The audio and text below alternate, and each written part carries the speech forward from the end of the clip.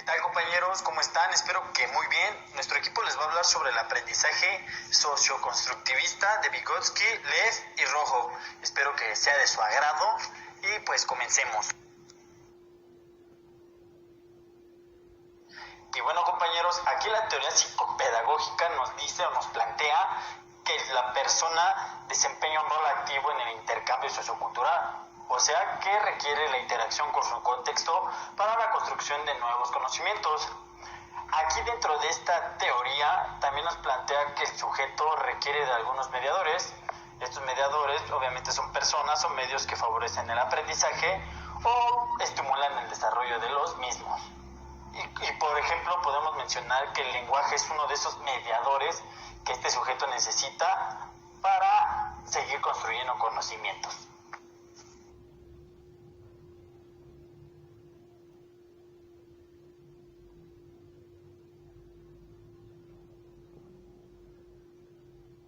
Aquí la teoría de Vygotsky o la psicología se enfocaba más en la actividad que tenía el sujeto y cómo transformaba aquellos estímulos que a él llegaban, obviamente mediante la interacción con el contexto. Vaya, aquí el contexto influye en el aprendizaje. Él consideraba que influía más en el aprendizaje más que algunas actitudes y creencias que estos mismos poseían. El contexto influía en el cómo se piensa y en lo que se piensa.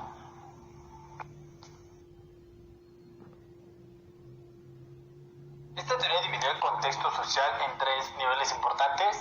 Como primer nivel tenemos el interactivo inmediato, que son todas aquellas personas con las que el niño llega a interactuar en algunos momentos. Pueden ser los padres, los amigos o uno que otro vecino.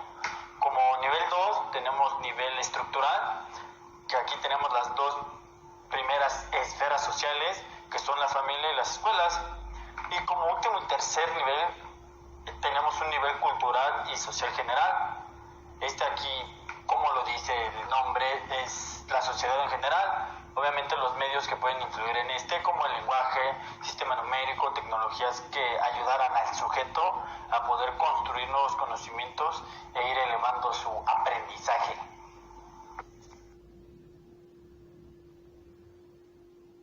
Para Vygotsky, las funciones psíquicas o mentales aparecen solo 2 veces en el desarrollo cultural del sujeto. En el plano social, la primera aparición cumple con la función intrapsicológica de un solo individuo. Como segunda aparición cumple la función interpsicológica, que obviamente aquí se comparte con otra persona. Estas dos funciones o apariciones nos hacen una relación o una referencia a la zona de desarrollo próximo. Estos conceptos, como funciones mentales y zona de desarrollo próximo, serán abarcadas más adelante para que les puedan entender.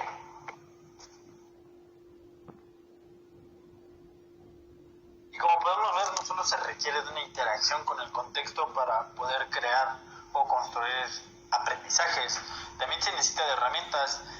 Aquí se ocupan varias herramientas. Como primeras herramientas tenemos las herramientas de pensamiento, que estas son las que socialmente ya nos son otorgadas y nos ayudan a desarrollar, estimular u optimizar el aprendizaje. Estas pueden ser ya sea unas gráficas, un texto, planificar, un escrito, proceso, una exposición, dependiendo de cuál sea la herramienta que requiera ese sujeto en ese preciso momento para crear el aprendizaje.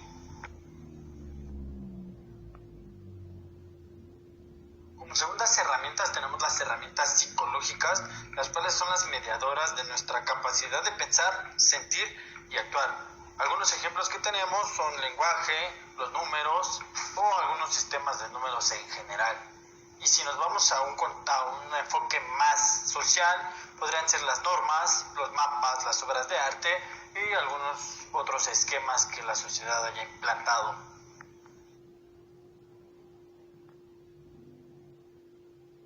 Como terceras y últimas herramientas para el desarrollo del aprendizaje, tenemos las herramientas técnicas. Como lo dice el nombre, son todo tipo de materiales o elementos que el sujeto vaya requiriendo en el proceso del aprendizaje. Estos ya podrían ser lápices, papeles, máquinas o instrumentos, o cualquier tipo de material que le ayude al sujeto a poder estimular y desarrollar el aprendizaje para una mejor práctica. Ahora sí llegamos al tema de funciones mentales. Como ya se los había dicho antes, estas funciones mentales solo aparecen 2 veces en el desarrollo cultural del niño. Primero en una escala social y ya más tarde en una escala individual. Vygotsky sostenía que el proceso cultural del niño, así como toda función, aparecía 2 veces. Como ya se los había mencionado, en una forma o función interpsicológica y ya después interiorizada en una forma intrapsicológica. Vygotsky igual afirmaba que todas las funciones psicológicas se originaban a través de las relaciones entre seres humanos.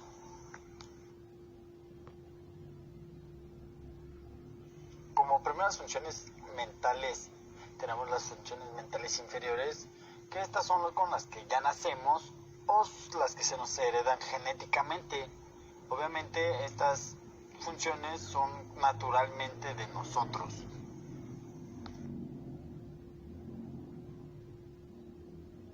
Como segundas funciones mentales tenemos las funciones mentales superiores, que estas son las que se adquieren y se desarrollan mediante la interacción social que ya antes les había mencionado.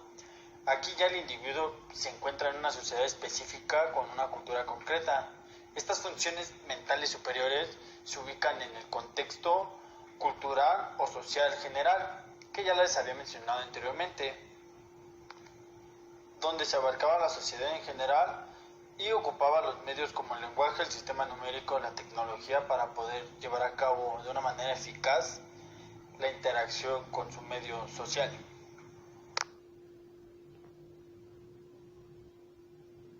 Ahora, chicos, les vamos a explicar los 3 principales supuestos de la teoría de Vygotsky. El primer supuesto para Vygotsky es construyendo significados. Él menciona que la comunidad tiene un rol central y el pueblo alrededor del estudiante afecta grandemente la forma que él o ella ve el mundo.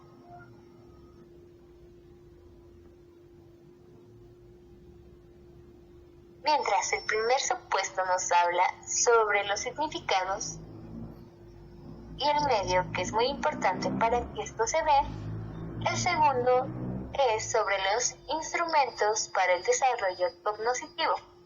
El tipo y calidad de estos instrumentos son determinantes para el patrón y la tasa de desarrollo que debería de tener un infante.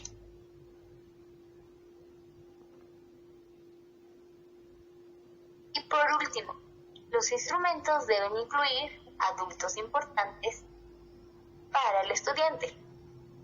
La cultura debe ser muy importante, ya que esta determina cómo se va a enseñar. El lenguaje es el código para que ellos entiendan lo que se les va a explicar.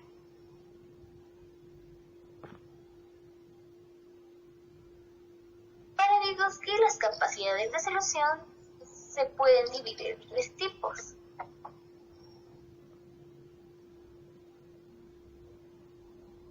En esta capacidad del alumno puede realizar actividades independientemente sin necesidad de que el maestro le enseñe, puesto que estas ya fueron aprendidas.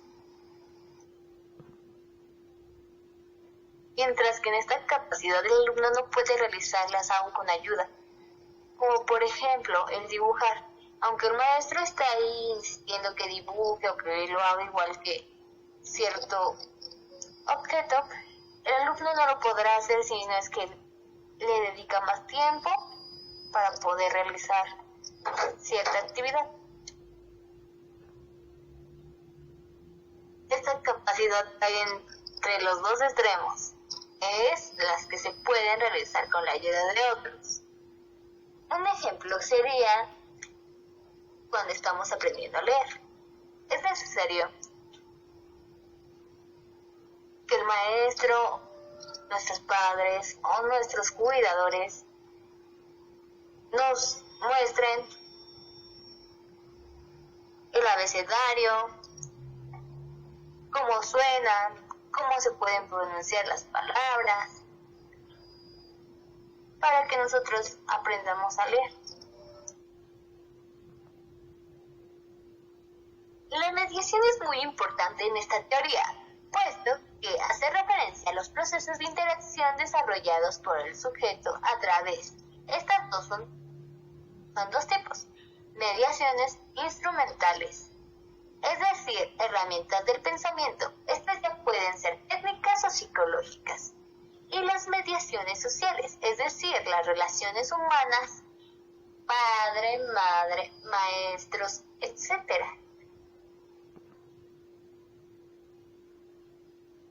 El andamiaje es uno de los conceptos más importantes para esta teoría, puesto que es el acompañamiento o ayuda del docente hacia el alumno para el proceso de aprendizaje.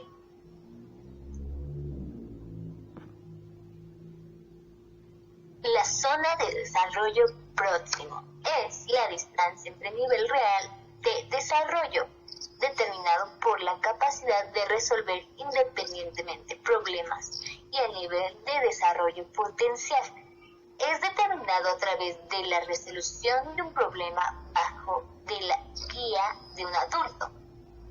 Esto permite comprender niños participantes en actividades que no entienden completamente. No hay pasos determinados para la solución de problemas. Esta está distribuida entre participantes. Situaciones nuevas no son de la misma manera para los presentes. El nivel de desarrollo potencial es parte de la zona de desarrollo próximo. En este se puede determinar a través de la resolución de un problema bajo la guía de un adulto o en colaboración con un compañero más capaz. En este sentido, se trata de un compañero que ya haya adquirido ese conocimiento y lo pueda reproducir.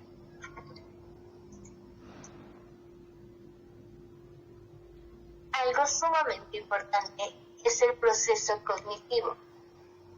Vygotsky formula la ley de la genética del desarrollo cultural de la siguiente forma: cualquier función en el desarrollo funcional del niño aparece en escena dos veces. Primero como algo social, entre la gente, como una categoría hiperpsíquica. Después como algo psicológico, dentro del niño, como una categoría intrapsíquica.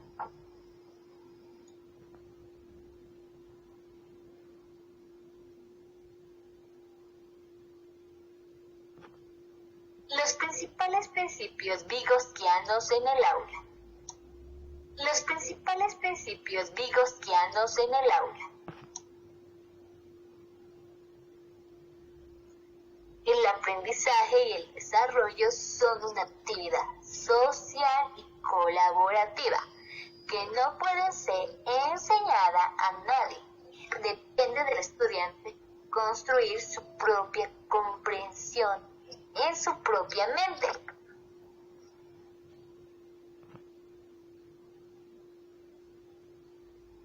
La segunda nos habla sobre la zona de desarrollo próximo. Esta puede ser usada para diseñar situaciones apropiadas, durante las cuales el estudiante podrá ser provisto del apoyo apropiado para el aprendizaje óptimo.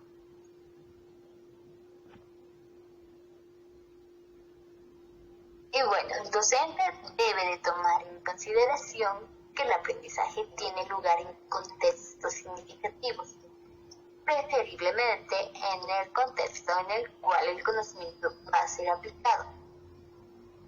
Estos principios nos hablan sobre el papel activo que tiene el alumno, el docente y el lugar.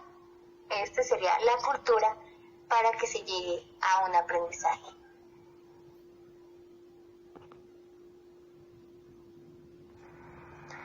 Bárbara Rogoff, Teoría del desarrollo cognitivo en el contexto sociocultural.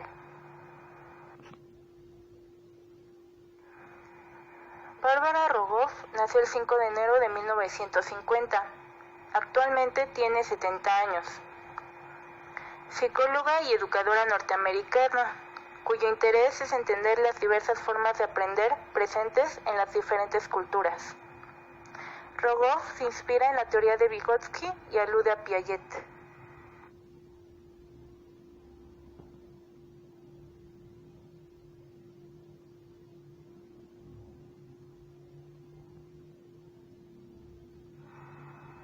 De acuerdo con Rogoff, los tres planos de la actividad sociocultural son la apropiación participativa, la participación guiada y el aprendizaje.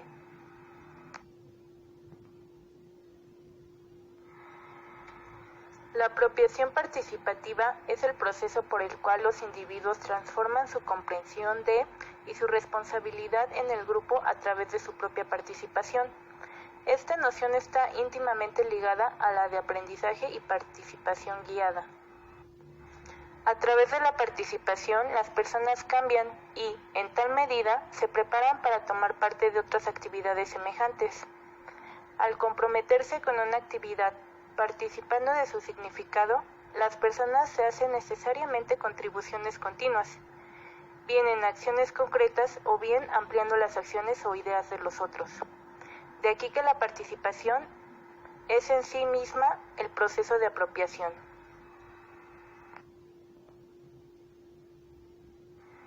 Existen tres usos del término apropiación. El primero es simplemente el mismo que en el caso de la interiorización, algo externo que es importado. El segundo va más allá. Aquí algo externo es importado y transformado, ajustándose a los pronósticos del nuevo propietario. El tercero es el propuesto por la autora y se refiere a la apropiación que se da en la participación, como un proceso que precede a la transformación. Rogoff hace una crítica al concepto de internalización, la cual se centra en el uso que a menudo recibe en las explicaciones habituales en procesamiento de la información o aprendizaje, en las que el término parece denotar una separación entre la persona y el contexto social, así como asunciones sobre las entidades estáticas implicadas en la adquisición de conceptos, recuerdos, conocimientos, destrezas y así sucesivamente. La aproximación dinámica basada en la apropiación participativa no define la cognición como una colección de posesiones almacenadas, tales como pensamiento, representaciones, recuerdos, planes, sino que trata los procesos de pensar, representar, recordar y planificar como procesos activos que no pueden ser reducidos a la posesión de objetos almacenados. Ahora continuamos con el aprendizaje y participación guiada que propone Bárbara Rogoff. Considera el aprendizaje inseparable de su contexto sociocultural, donde el aprendiz participa activamente en compañía de otros miembros de su comunidad, en la adquisición de destrezas y formas de conocimiento socialmente valoradas.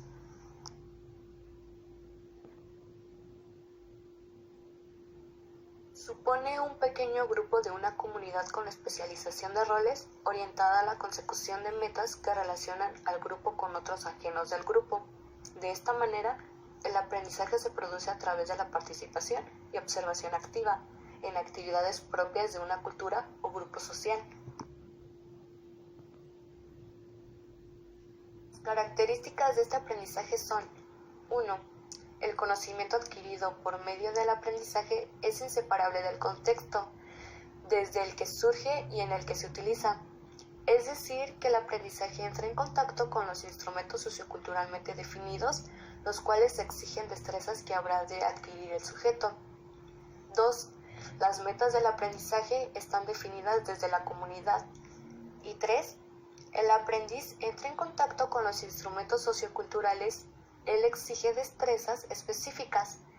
Rogoff retoma de Vygotsky la idea de zona de desarrollo próximo para explicar cómo el niño puede adquirir ciertas destrezas con el apoyo de los cuidadores. Lo ve como una región dinámica sensible a las experiencias de aprendizaje en la que el desarrollo del niño es guiado por la interacción social, pues los adultos o compañeros ayudan al niño a encontrar conexiones entre lo que conocen y lo que le es indispensable conocer en las nuevas situaciones.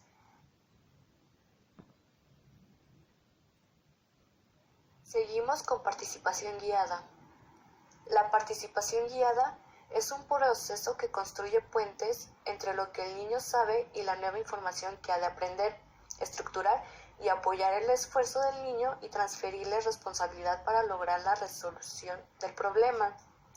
Rogoff plantea este concepto para sugerir que tanto la guía como la participación en actividades culturalmente son esenciales para considerar al niño como un aprendiz del pensamiento. Implica al niño y a sus cuidadores o compañeros en dos tipos de procesos de colaboración. El primer proceso consiste en la construcción de puentes desde el nivel de comprensión y el de destreza que el niño muestra en un momento dado para alcanzar otros nuevos, mientras que en el segundo proceso es la organización y la estructuración de la participación infantil en determinadas actividades, incluyendo cambios en las responsabilidades que el niño asume a través del desarrollo. La participación guiada consiste en un aprendizaje orientado o guiado por otra persona. Se produce una transferencia de las responsabilidades en la gestión de la resolución de problemas. Rogoff centra una mayor importancia a la situación de la participación guiada, ya que por medio de esta se busca crear situaciones de interacción a través de los adultos y los iguales, tomando en cuenta la situación cultural de la comunidad donde se desenvuelve el sujeto.